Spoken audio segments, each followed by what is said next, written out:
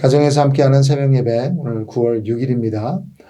또 찬송하시고 그리고 제가 또 이번 가을을 시작하는 한국문화학교 또 어와나 등을 위해서 같이 중보하도록 하겠습니다.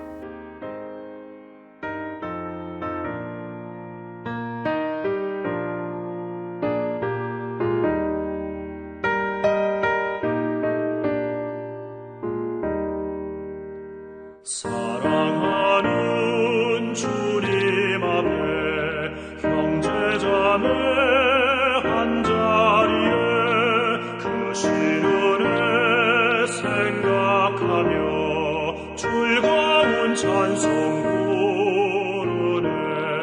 내 주 예수 본을 받아 모든 사랑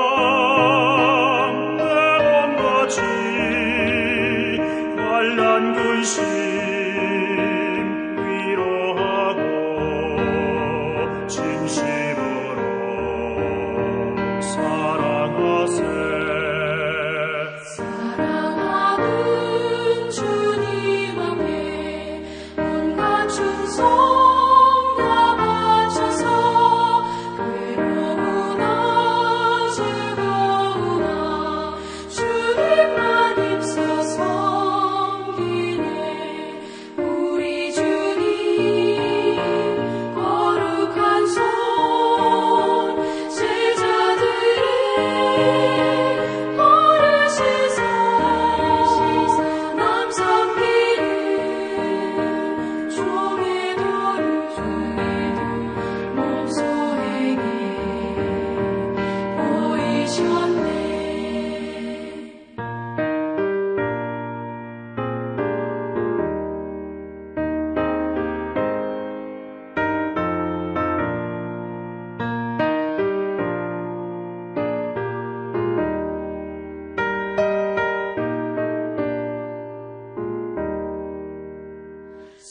사랑하는 주님 예수 같은 주로 섬기나니 한 피마다 한 몸이로 형제여 친구들이여 한 몸같이 친밀하고 마음으로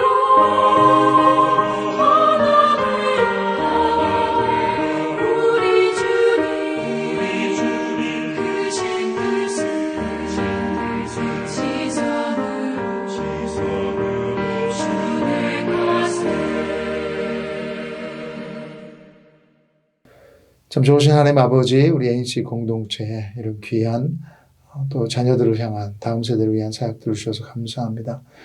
오늘 시작하는 한국문화학교 또 한국의 뿌리를 잘 배우게 해주시고 그것을 통해서 자기를 만드신 창조하신 하나님을 또 선포하며 그리고 배울 수 있도록 도와주시옵소서.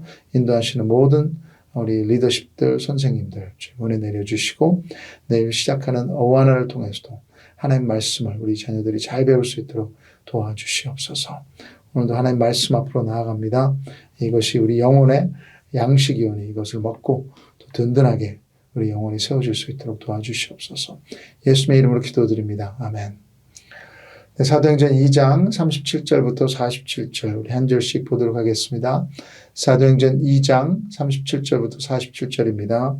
그들이 이 말을 듣고 마음에 찔려 베드로와 다른 사도들에게 물어 이르되 형제들아 우리가 어찌할꼬 하거늘 베드로가 이르되 너희가 회개하여 각각 예수 그리스도의 이름으로 세례를 받고 죄사함을 받으라. 그리하면 성령의 선물을 받으리니 이 약속은 너희와 너희 자녀와 모든 먼데 사람 곧 주 우리 하나님이 얼마든지 부르시는 자들에게 하신 것이라고 또 여러 말로 확증하며 권하여 이르되 너희가 이 패역한 세대에서 구원을 받으라 하니 그 말을 받은 사람들은 세례를 받으매 이날에 신도의 수가 3,000이나 더하더라. 그들이 사도의 가르침을 받아 서로 교제하고 떡을 떼며 오로지 기도하기를 힘쓰니라. 사람마다 두려워하는데 사도들로 말미암아 기사와 표적이 많이 나타나니 믿는 사람이 다 함께 있어 모든 물건을 서로 통용하고 또 재산과 소유를 팔아 각 사람의 필요를 따라 나눠주며 날마다 마음을 같이하여 성전에 모이기를 힘쓰고 집에서 떡을 떼며 기쁨과 순전한 마음으로 음식을 먹고 하나님을 찬미하며 또 온 백성에게 칭송을 받으니 주께서 구원받는 사람을 날마다 더하게 하시니라. 하나님 말씀입니다. 네, 많은 신학자들이 사도행전을 성령 행전이라고 부르죠. 틀리지 않다고 생각합니다. 그때도 그리고 지금도 우리는 성령 시대에 이제 살고 있습니다. 성령님이 예수 그리스도를 따르는 사람들에게 능력으로 임하시면서 우리가 알고 있는 지금의 교회 모습이 시작된 것이죠. 그래서 사도행전 2장은 교회의 시작 이야기입니다. 교회는 우연히 시작된 것이 아니라는 것입니다. 교회는 인간의 계획이 아니라 시작부터 하나님의 그림 안에 있었습니다. 하나님, 예수님, 성령님 이 모두 교회의 시작에 참여하십니다. 그래서 교회의 원동력은 이 드라이빙 포스는 시작부터 지금까지 삼위일체 하나님이신 줄 믿습니다. 마태복음 16장에서도 예수님께서 교회라는 단어를 또 처음 언급하시며 I will build my church. 나의 교회를 내가 세우겠다고 선포하셨어요. 그래서 교회의 주인은 예수님이십니다. ANC에게도 이것이 우리의 위로이며 자신감입니다. ANC라는 교회가 29년 전에 시작됐는데 만약에 사람이 계획하고 사람의 힘으로 여기까지 왔다면 아마 저는 이 자리에 없을 것입니다. 진작 포기했거나 아니면 쫓겨났을 것입니다. 매일 결과, 성과, 인정, 판단 이런 것들에 매달리고 시달리며 제가 안절부절했을 것 같습니다. 모든 결정들의 책임의 무게가 견디기 힘들었을 것입니다. 하지만 ANC가 처음 개척될 때 저는 그 자리에 없었지만 예수님을 사랑하고 따르는 사람들이 모여서 말씀 앞에서 사명 앞에서 순종함으로 이 교회가 세워진 줄 믿습니다. 예수님이 시작하신 것입니다. 그리고 지금까지 인도하셨고 또 내일도 인도하실 줄 믿습니다. 저는 매일 안도의 한숨을 쉴 수 있습니다. 우리 교회의 주님 되신 예수님이 저를 책임지시기 때문입니다. 그리고 우리 교회를 책임지시는 줄 믿습니다. 사도행전 2장에서 시작된 성령 행전이 계속해서 ANC 안에서 이어질 수 있도록 꼭 오늘 중보해 주시기 바랍니다. 온 ANC 교인이 성령 충만을 경험하고 성령님을 소멸하지 않는 성령 공동체가 되기를 예수 그리스도의 이름으로 축복합니다. 처음으로 성령님을 경험한 첫 교회에서 사도 베드로가 말씀을 선포했습니다. 설교 요약은 너희가 십자가에 못 박은 나사렛 예수가 바로 구약에서 예언된 하나님이 보내신 메시아이다. 그는 다시 부활하셨고 우리의 구세주 되시고 인생의 정답이다. 이렇게 복음이 선포될 때 성령의 역사가 그 모인 많은 사람들에게 시작됩니다. 먼저 성령 공동체는 회개하는 공동체의 역사입니다. 37절 38절 함께 읽겠습니다. 그들이 이 말을 듣고 마음이 찔려 베드로와 다른 사도들에게 물어 이르되 형제들아 우리가 어찌할꼬 하거늘 베드로가 이르되 너희가 회개하여 각각 예수 그리스도의 이름으로 세례를 받고 죄사함을 받으라. 그러면 성령의 선물을 받으리니. 하나님 말씀이 선포될 때 사람들은 둘 중 하나로 반응합니다. 자신의 죄를 발견하고 마음이 찔려 죄를 고백하고 회개하든지 아니면 하나님 말씀을 거부하며 마음이 더 강팍해질 수 있어요. 우리가 매주 또 매일 큐티 가운데 하나님 말씀을 대하는데 그 말씀에 전혀 감동이 없고 죄에 대한 찔림이 없다면 과연 성령님이 내 안에 계시는지 내가 정말 예수님과 관계가 있는지 살펴보아야 할 것입니다. 그러나 내가 예수 그리스도를 구주로 영접한 하나님의 자녀라면 성령을 선물로 받으리니 성령님이 우리 안에 함께 하신다고 약속하셨습니다. 그 성령님은 회개의 영이십니다. 그래서 하나님의 말씀을 듣고도 죄가 안 보인다면 회개가 없다면 오히려 거부하고 마음이 강팍해진다면 성령님을 거부하고 있는 것입니다. 성령 충만한다는 것은 우리 의지와 상관없이 저절로 이루어지는 마법 같은 것이 아닙니다. 성령님은 우리 삶에 억지로 개입하지 않으십니다. 우리 의지와 함께 일하십니다. 그래서 오늘 우리 마음을 살펴보기 원합니다. 혹시 내 죄는 보이지 않고 남의 죄만 크게 보인다면 성령님께 다시 의지하는 시간 되기를 원합니다. 성령 충만은 항상 자기 죄를 보고 회개로 가져옵니다. 왜냐하면 회개는 우리로 하여금 십자가를 보게 하기 때문입니다. 성령은 항상 우리를 예수님께 다시 돌아오게 합니다. 그래서 큐티인을 만드신 김양재 목사님은 회개는 인간의 가장 아름다운 감정이라고 했습니다. 회개는 항상 회복으로 이어집니다. 하나님 말씀을 대할 때마다 마음이 강팍해지는 것이 아니라 우리가 회개로 인해 마음이 온순해지기를 원합니다. 우리 마음이 교만하고 불안하고 감사와 기쁨이 없다면 하나님보다 사람을 더 의식하고 의지하고 두려워한다면 성령님이 하시는 일은 가장 먼저 나의 죄를 보게 하실 것입니다. 우리를 회개로 인도하실 것입니다. 그리고 우리는 이미 이루신 용서 가운데 하나님의 steadfast love, 선하시고 인자하심을 맛보게 될 것입니다. 한 아버지와 아들 사이에 갈등이 있었어요. 그래서 아픔이 쌓이고 관계가 깨졌습니다. 아들은 더 이상 아빠와 함께 하고 싶지 않다고 집을 나가버렸어요. 그리고 소식이 끊겼습니다. 그 아들의 이름은 존이었습니다. 얼마 후 아버지가 신문에 광고를 했어요. 존이 성은 쓰질 않고 아빠가 너의 모든 것을 용서한다. 언제든지 집으로 돌아와라. 사랑한다. 아빠. 하고 전화번호를 올렸습니다. 그 후 존이라는 이름을 가진 수십 명의 청년들이 이 아빠에게 전화를 했다고 합니다. 그것이 우리 인간의 깊은 바람인 것 같아요. 관계 회복. 특별히 아버지와 회복되는 것. 이것은 회개에서 시작됩니다. 오늘 혹시 여러분이 아버지를 떠난 어떤 부분이 있다면 세상의 속삭임을 듣지 마시고 성령님의 음성에 귀 기울이시기를 바랍니다. 성령님은 분명히 우리를 회개로 십자가로 예수님에게로 인도하십니다. 어떤 죄라도 용서는 이미 십자가에서 이루어진 사실이기에 그런 책 제목이 있죠. 뻔돌무산.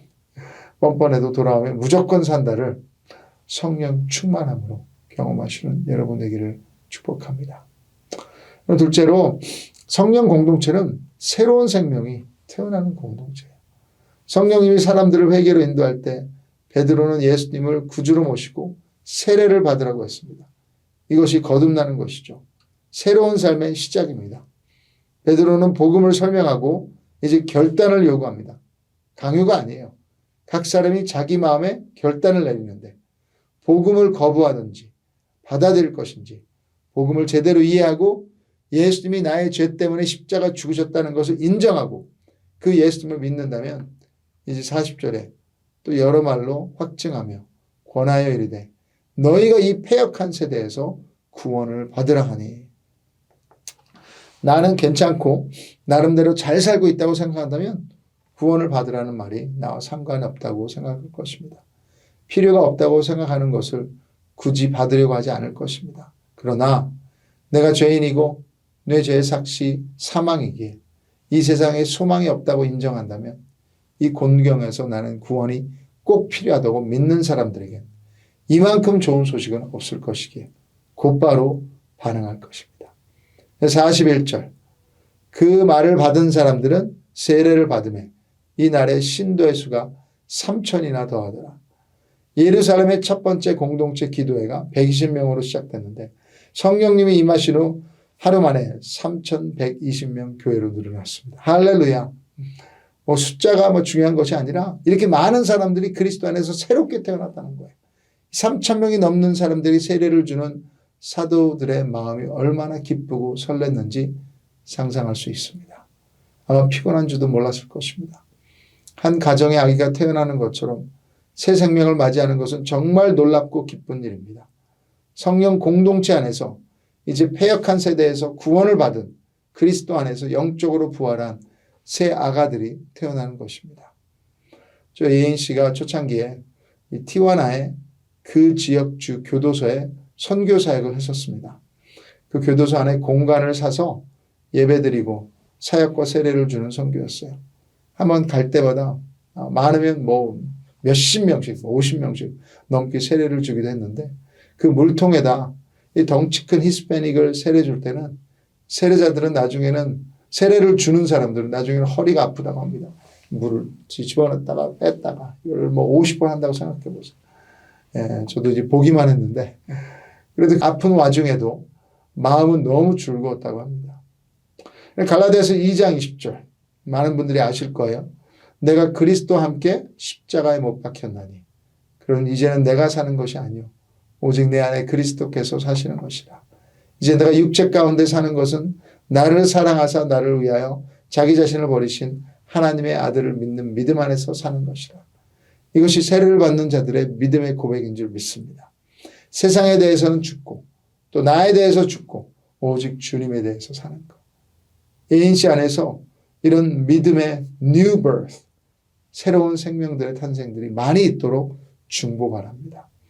아직도 예수 그리스도를 향한 믿음에 대한 세례로 반응하지 않으신 분들이 있다면 9월 말에 있을 세례식을 놓치지 않기를 바랍니다. 성령 공동체는 예수 그리스도 안에서 새 생명들이 계속해서 태어나는 공동체예요. 그리고 마지막으로 성령 공동체는 성도 간의 진정한 교제를 맛보는 공동체입니다. Genuine fellowship of the believers. 성령님 임하여 회개의 영이 흐르고 구원을 받고 세례를 받아 새롭게 태어난 3,120명의 성도들이 이제 모였습니다. 우연히 모이게 된 것이 아니라 예수 그리스도의 보혈로 하나가 된 공동체. 그들 안에서 어떤 역사가 일어났을까요? 3,120명이 항상 모두 한꺼번에 모였을 것 같지는 않고요. 모였다 또 소그룹으로 흩어지고 또 가정으로 흩어지고 42절부터 46절 읽겠습니다. 그들이 사도의 가르침을 받아 서로 교제하고 떡을 떼며 오로지 기도하기를 힘쓰니라. 사람마다 두려워하는데 사도들로 말미암아 기사와 표적이 많이 나타나니 믿는 사람이 다 함께 있어 모든 물건을 서로 통용하고 또 재산과 소유를 팔아 각 사람의 필요를 따라 나눠주며 날마다 마음을 같이하여 성전에 모이기를 힘쓰고 집에서 떡을 떼며 기쁨과 순전한 마음으로 음식을 먹고. 여러분 이 사람들이 누구였습니까? 전 세계에 퍼져 있다 6월절을 지키기 위해 예루살렘으로 모인 유대인들이에요. 2장 5절에 보시면 그때 경건한 유대인들이 천하 각국으로부터 와서 예루살렘에 머물러 있더니 언어도 많이 달랐고요. 살아온 환경, 문화도 많은 달랐던 사람들입니다. 그런 그들이 성령님을 체험한 후 한 공동체가 된 거예요. 서로가 서로를 선택한 것이 아니라 하나님이 선택하신 공동체.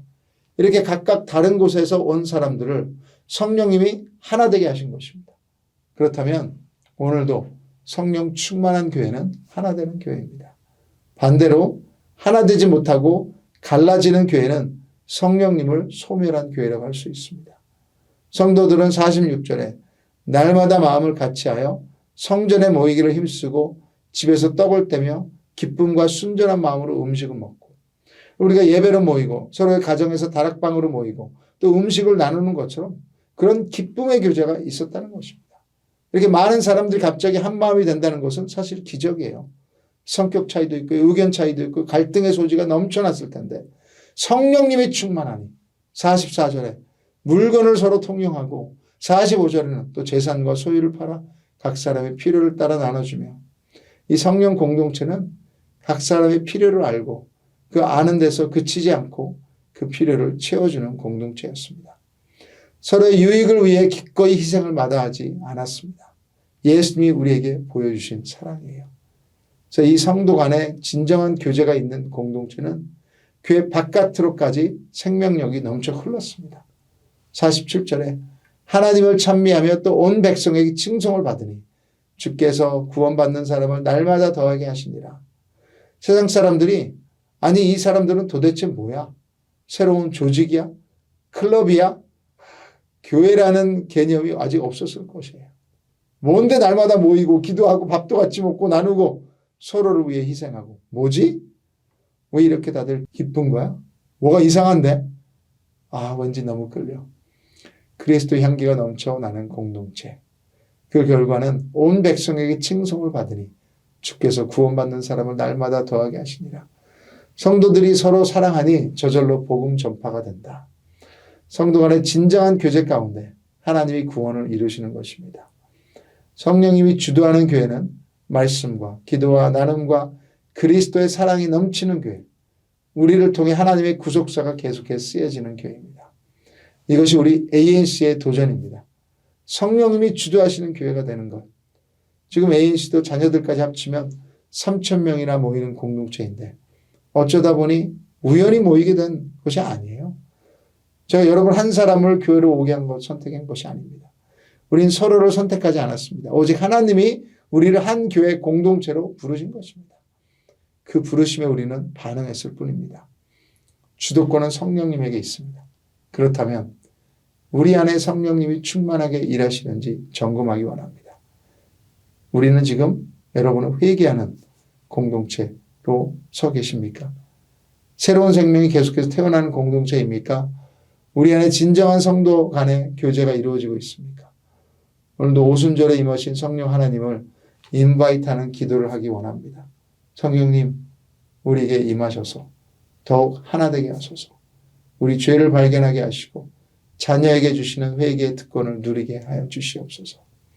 우리가 서로 사랑함으로 세상에 하나님의 사랑을 알 수 있게 하여 주시옵소서. 그래서 하나님께 돌아오는 기적이 또 오늘도 내일도 매주 모일 때마다 일어나게 하여 주시옵소서. 우리를 통해 하나님의 역사를 이루시고 영광받아 주시옵소서. 이런 ANC가 교회 되기를 간절히 주님의 이름으로 간구합니다. 기도합니다. 아멘. 또 여러분 각자의 기도 제목, 또 우리 ANC가 성령 교회가 될 수 있도록 성령 충만할 수 있도록 기도 부탁드리고 내일 뵙겠습니다. 축복합니다.